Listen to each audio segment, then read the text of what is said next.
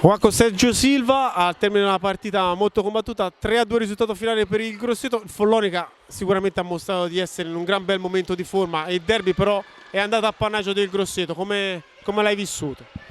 Sì, una partita molto combattuta, maschia, anche troppo, secondo me è stato permesso alla squadra avversaria di giocare sul fisico perché c'erano evidenti falli che non sono stati fischiati sin dall'inizio della partita.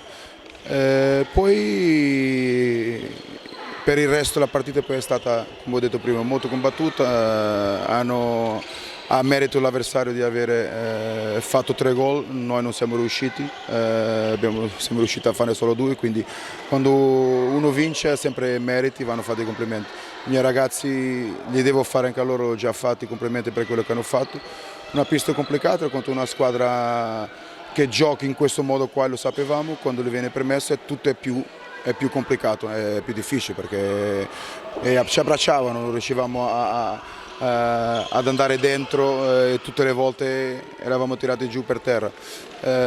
Ci abbiamo provato, loro hanno provato tante volte nel modo giusto, quindi va bene così. Purtroppo ci dispiace per la nostra gente, per i ragazzi, ma questo è stato il risultato, complimenti all'avversario. Ecco, lo dicevi, comunque complimenti anche ai tuoi ragazzi perché sono andati in svantaggio forse nel momento migliore dell'incontro, hanno rincorso facendo spesso e volentieri la partita, c'è stato davanti un grande portiere, però si vede che la tua squadra è partita bene. Inizio di stagione positivo, avete tenuto testa anche al Trissino, nel complesso mi sembra un Follonica diverso, un Follonica oserei dire che è partito con la testa giusta anche meglio rispetto alla scorsa stagione.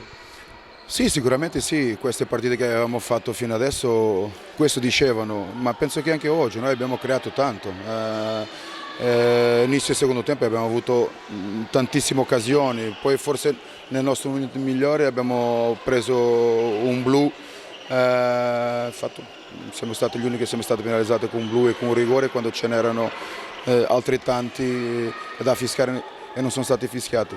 Il Grosseto, ripeto, ha avuto il merito di approfittarne i nostri errori, le poche occasioni, perché abbiamo poi concesso anche altre occasioni. Leo non è che è stato un spettatore, ma penso che se andiamo a vedere occasioni create, il volume di gioco, noi abbiamo avuto tanto, il sufficiente per poter vincere magari altre partite in questa pista contro questo avversario che è sempre complicato e non è bastato, continueremo a lavorare per arrivare già mercoledì prossimo.